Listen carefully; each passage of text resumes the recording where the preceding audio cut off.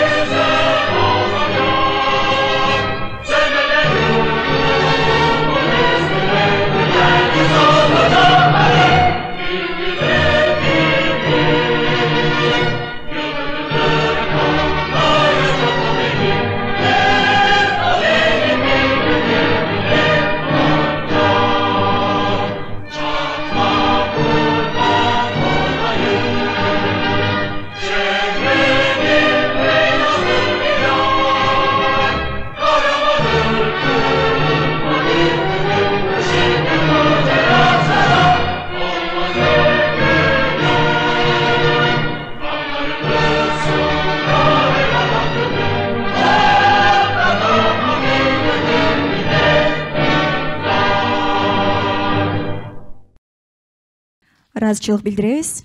Анда эмесе урматтуу катышуучулар, көңүлүңүздөрдү экранга бурмакчыбыз. Назарыңыздарда Кыргыз-Түрк Манас университетинин таанытуу тасмасы. Шимдиде сизлери университетимиздин таанытым фильми эле баш-баша быракıyoruz.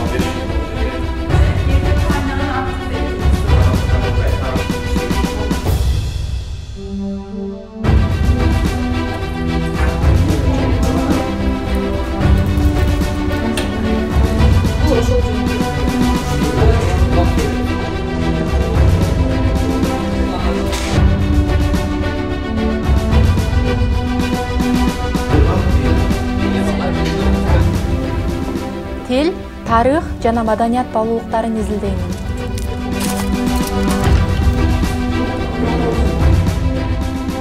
Sayılardan organizmalara kadar inceliyorum.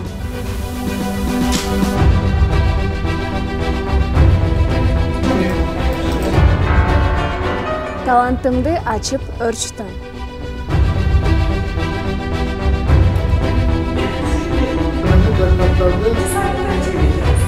Medya uzmanı olarak çalışacağım.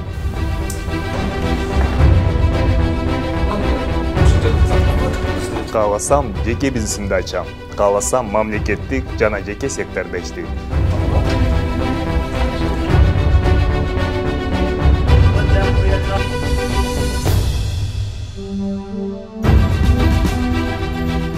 Din bilimlerini inceliyorum.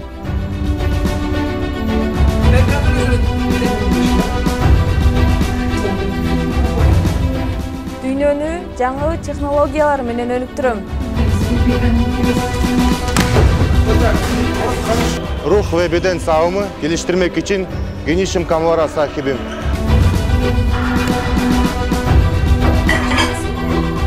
Uluslararası turizm endüstrisini geliştireceğim.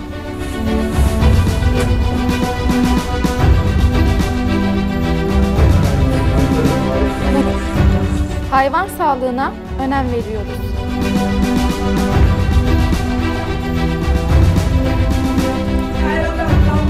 İlimi yıkmalar menen ayıl çırpata işteyim.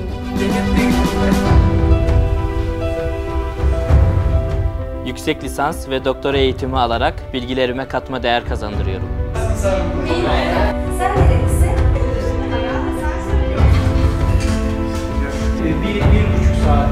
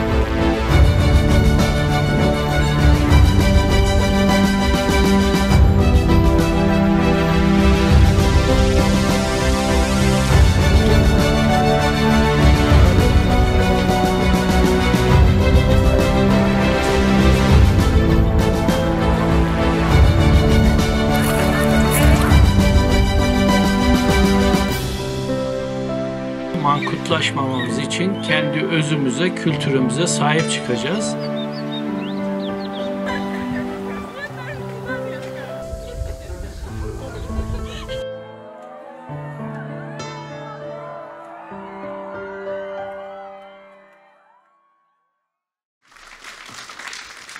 Değerli konuklar, Manas Forum Türkiye ile Kırgızistan Dışişleri Bakanlarımızın teşrifleriyle düzenlenen Antalya Diplomasi Forumu ile başlamıştı.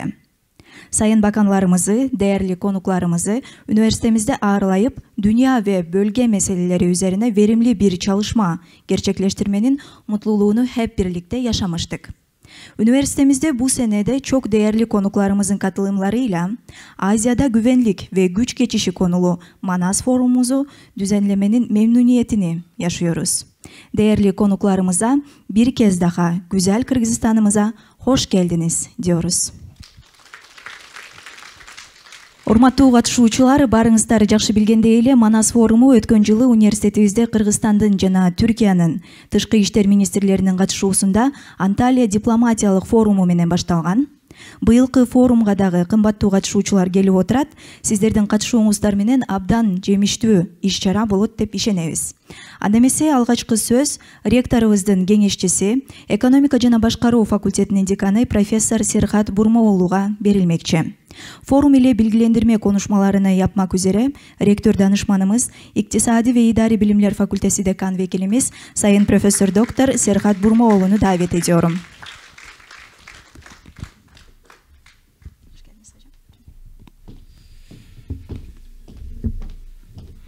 Değerli rektörüm, değerli rektör vekilim, rektör yardımcılarım, kıymetli dekanlar ve çok kıymetli katılımcılar. Hepinize Manas Forum 2020'ye geldiğiniz için hoş geldiniz demek istiyorum. Kırgızistan Türkiye Manas Üniversitesi ev sahipliğinde bir gündemi akademik boyutlarıyla ele almak üzere bu konferansta birlikteyiz. Tüm katılımcılara şimdiden emekleri için çok teşekkür ediyorum. Bildiğiniz üzere dünyada sosyal, ekonomik, politik ve teknolojik değişim birbirlerini olumlu veya olumsuz bir şekilde tetikleyerek çok hızlı bir şekilde gündem oluşturmaya devam ediyor. Hızla değişen bu ortamda, özellikle bu Covid döneminde yeni dünya veya bir sonraki dünya, next world gibi değişik ifadelerle, kavramlarla yoğrulup durduk. Açık söylemek gerekirse kavramların belirsizleştiği ve belki de Thomas Kuhn'un belirttiği gibi kriz ortamı diye nitelendirebileceğimiz bir paradigma ortamında dünyada günü okumanın yeterli olmadığı açıkça görülmekte. Ayrıca sınırsız alternatif gelecek senaryoları okuyabilmek ise bu dönemde biz akademisyenlerin zorlu bir görevi olarak karşımıza çıktığını düşünüyorum. Bu yıl Manas Forum'un temasını tüm ortak organizasyonlarla birlikte Asya'da güç geçişi ve güvenlik olarak belirledik. Her ne kadar Asya ile lokalize etmeye çalışsak da dünyada bir güç geçişi yaşandığını, içinde yaşadığımız güncel gelişmeler ve paradigma değişimlerini gözlediğimizde söylememiz mümkün gözüküyor. Bu güç geçişlerinin bazılarının sonucu ise ne yazık ki yine insana dokunuyor ve yerlerinden edilmiş insanların mülteci ve göçmen sorunları var olan eğitim ve teknoloji eksenli insan hareketliliğini açıkçası olumsuz etkiliyor. Sonu düşünülmemiş müdahaleler ve politikalar beraberinde tüm dünyada acı hikayeler yaratıyor ve şu an biz bu hikayeleri hep birlikte müşahede ediyoruz. Umuyorum bu konferans kapsamında yürütülecek tartışmalar aklı selim politikaların dünyada gelişmesine katkı koyar ve bu sorunlara küresel iklim değişikliğine yapılan yaklaşım gibi daha kapsayıcı ve bütünsel bir yaklaşım sergileyebilecek bilinç oluşturmamıza vesile olur. Dünyada karşılıksız ve çıkarsız bir paylaşma kültürünün yeşerebilmesi dileğiyle tekrar tüm katılımcılara geldikleri için hoş geldiniz diyor. Selam ve saygılarımı sunuyorum. Çok rahmat ağay. Söz кезеги университетибиздин биринчи проректору профессор Асылбек Кулмурзаевга берилмекчи. Ачыш конушмаларını yapmak üzere rektör vekilimiz Profesör Doktor Sayın Asılbek Kулмурзаев'ın teşriflerini arz ediyorum.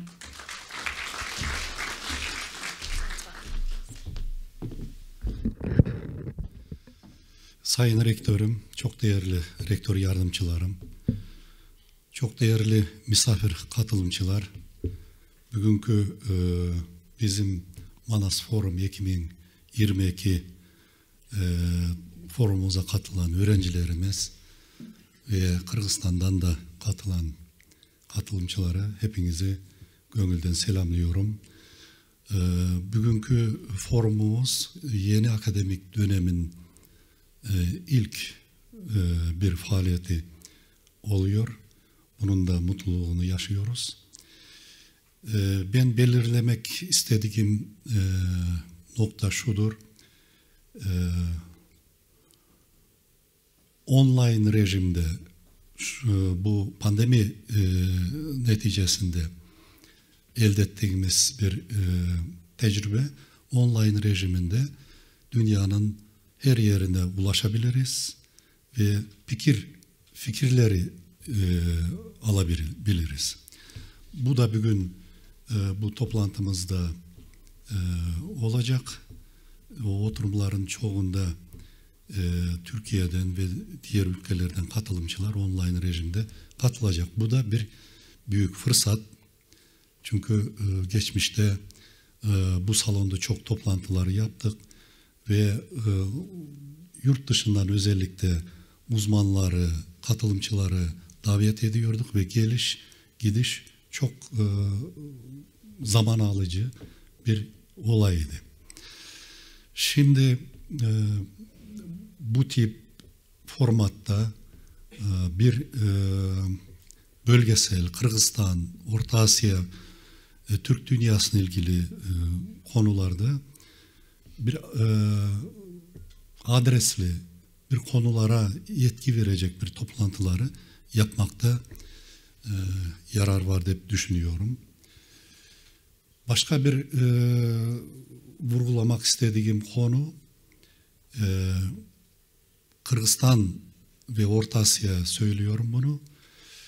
Akademisyenlerin bugünkü yaşadığımız olaylar, yarın ne olacak bu konularda kendi fikirlerini ortaya koyması çok önemli.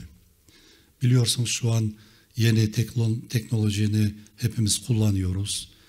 Her türlü haberleri alıyoruz ve özellikle Kırgızistan'da, Kırgızistan içinde ve dışında yer alan olaylara blogger, grajdanlık aktivist degen ушундай kişiler abdan çok tasir kılar. Yetkisi çok var. Tabii ki onların da hakkı var. Ama bu arada üniversitelerimizin akademisyenlerinin fikirleri, tespitleri, incelemeleri çok önemlidir. Topluma bunları ulaştırmak gerekiyor. Hurmatlı katışucular, азыр ушул учурда бардыгыбыз абдан маанилүү бир тарыхый окуяларды жашап атабыз, баштан өткөрүп атабыз. Эмне үчүн тарыхый? Билесиздер, экинчи дүйнөлүк согуштун натыйжасында бир эки тараптуу система курулган. Бир жагында Варшава келишиминин блогу, экинчи тарабында НАТО блогу. Ошол эки блоктун дүйнөдө өкүм сүрүшү Советтер Союзунун кулашына чейин болгон. 90-жылдардын башында Советтер Союзунун кулашы менен бул эки блоктуу система жок болуп, жаңы система курулушу башталган. Ошол курулуш 90-жылдардан башталып, мына бүгүнкү күнгө чейин келип атат. Азыр ошол жаңы мындан ары өкүм сүрө турган дүйнөнүн структурасынын формасы эми көрүнүп келе жатат. Советтер Союзунун кулашы, жаңы өлкөлөрдүн пайда болушу, Варшава блогунун жок болушу, НАТОнун жана батыш системасынын өкүм сүрүшү, экономикада үстөмдүк кылышы, эл аралык мамилелерде үстөмдүк кылышы бир тараптуу күч болду, бир полис болду деп азыркыга чейин сын пикирлер айтылып келе жатат. Азыр көңүл бура турган нерсе өзгөчө бизге түрк дүйнөсүнүн келечеги кандай болот. Билесиздер, түрк тилдүү мамлекеттердин уюму курулган, Стамбулда азыр анын штаб-квартирасы жайгашкан. Биз түрк дүйнөсүнүн окумуштуулары ушул жаңы курула турган эл аралык мамилелерде биздин ордубуз кандай болот, биздин күчүбүз кандай болот, экономикада, эл аралык саясатта, соодада кандай роль ойнойбуз, ошону бүгүнтөн даяр болушубуз керек. Жана аны биргелешип өзүбүздүн ордубузду дүйнөдө, аренада көрсөтүшүбүз керек. Албетте бул иште университеттердин окумуштууларынын ролу абдан чоң. Орта Азиянын окумуштуулары менен жалпы Türk dünyasının okumuштууларымен birge ой жүгүртүү, анализ, орток долбоорлорду жүргүзүш керек. Азыр Кыргызстанда дагы оор маселелер бар, көрүп атасыздар.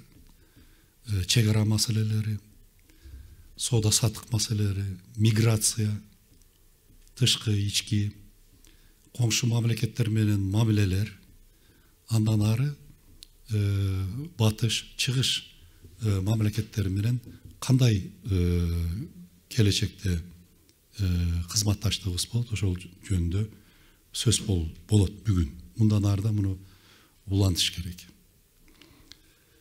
Өзгөчө мен бул жерде катышып аткан жаштарга кайрылып кетет элем. Бул маселелерди анализ жүргүзүү үчүн, бир пикир билдириш үчүн терең билим керек.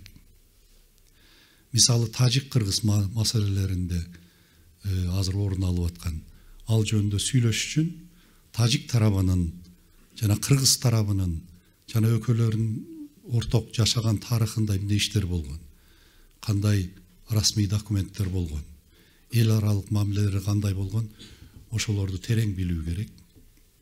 Мындан ары бул коңшулаш өлкөлөр менен кандай карым катнаш болот, эмнелердин негизинде болот, аларды дагы терең билиш керек. Ошондой билим менен коомчулукка бир пикир сүйлөгөндө коомчулукта аны кабыл алат, ишенет, ошол туура экен деп баа берет. Мен бүгүн бул форумдун түштөн кийинки отурумдарында докладдардын темаларын таанышып көрдүм, абдан маанилүү темалар. Бул жерде отурган жаштарыбыздын көпчүлүгү эл аралык мамилелер бөлүмүбүздүн студенттери, келечектеги дипломаттар. Силерге абдан мындай бул пайдалуу болуш керек бул форум. Ар бир докладты мүмкүнчүлүк болсо кунт коюп угуп, анан мындан ары келечектеги жасай турган изилдөөңөрдө, диссертацияларыңарда, башка иштериңерде ушулар силерге жардам болот деп мен терең ишенем. Çok değerli katılımcılarımız, forumumuza başarıları diliyorum. Öncelikle Kırgızistan, Orta Asya ve Türk dünyamıza hayırlı bir sonuçları vereceğine dua ediyoruz.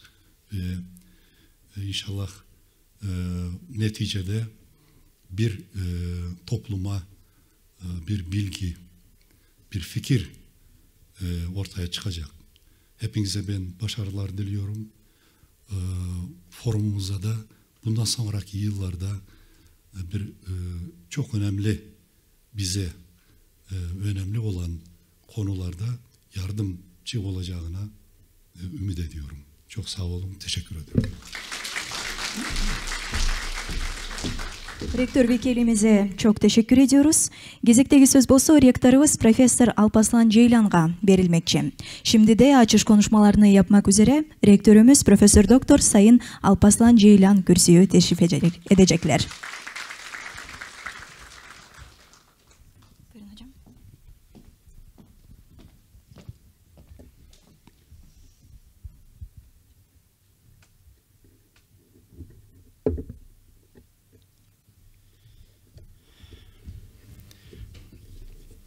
Kıymetli rektör vekilim, rektör yardımcılarım, değerli misafirler, kıymetli hocalar, sevgili öğrenciler.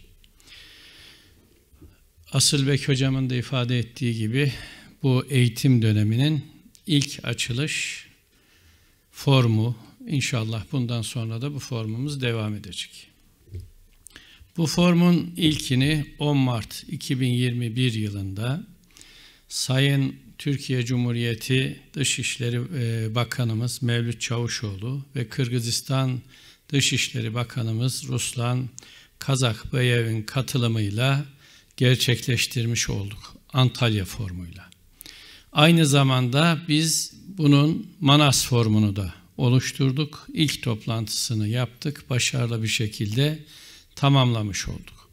Böylece Manas ailesinde yeni bir geleneğinde başlangıcını 10 Mart 2021 yılında atmış olduk. Bundan sonraki yıllarda da Manas formuyla bölgemize, ülkemize, çevremize ve dünyaya bilimsel olarak katkı sağlamak en önemli işimiz olacaktır.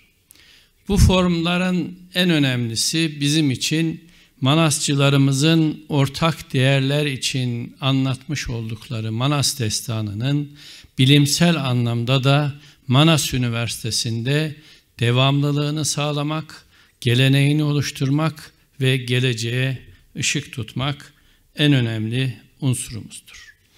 Burada asıl temamız uluslararası bir form yapmak ve bu formdan çıkan bilgiler bilime ışık tuttuğu gibi ülkelerimize de ışık tutabilmesini temin etmektir.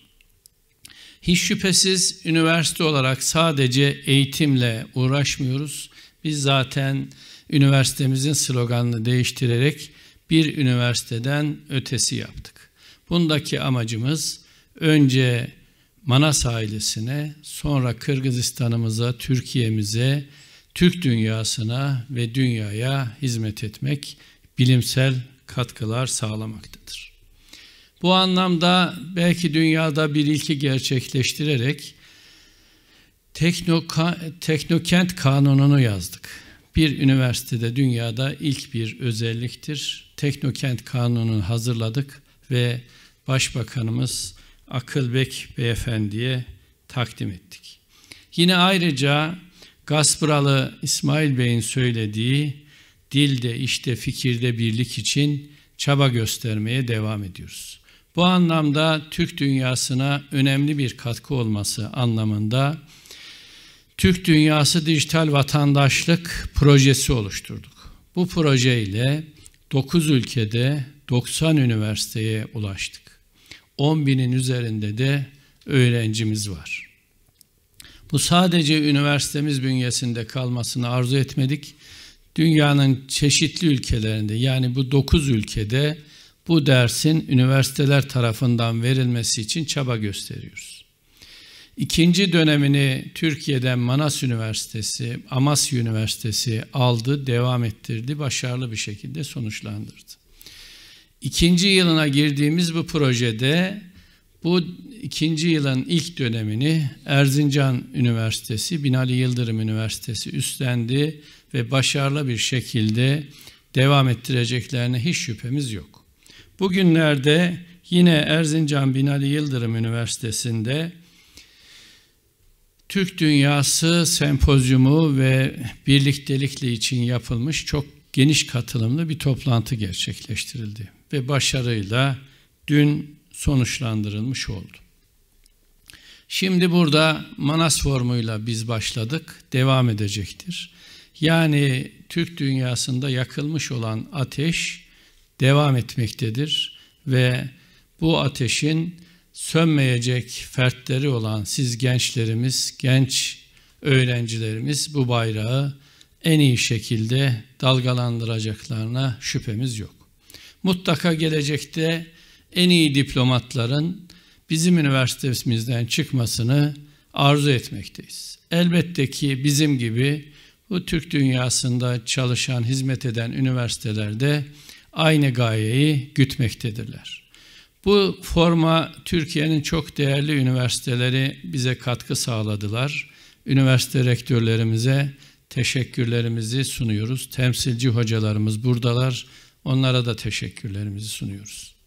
İbn Haldun Üniversitemizin rektörü katılacaktı ama önemli bir işi nedeniyle katılamadı.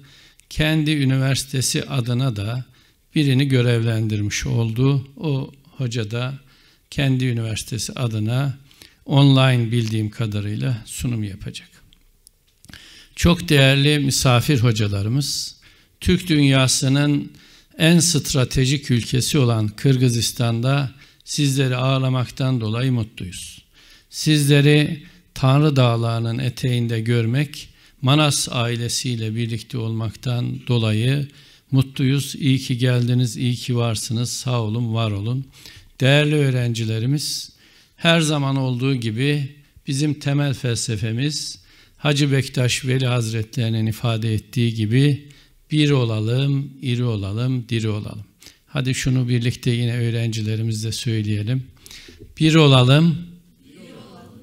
Olmadı. Daha yüksek. Sabah uyanamadık mı? Bir olalım. İri olalım. Diri olalım. Selamlar. Değerli hocamıza çok teşekkür ediyoruz. Урматтуу катышуучулар, ал эми азыр болсо кофе брейкке кезек келип жетти. Биздин иш-чара кофе брейктен кийин уланмакчы, андыктан ушул эле жерде баарыңыздарды сөзсүз түрдө күтөбүз. Değerli конукларыбыз, Манас форумумуз кахве арасынан sonra devam edecektir. Bu salonda ilk oturumumuzda görüşmek üzere.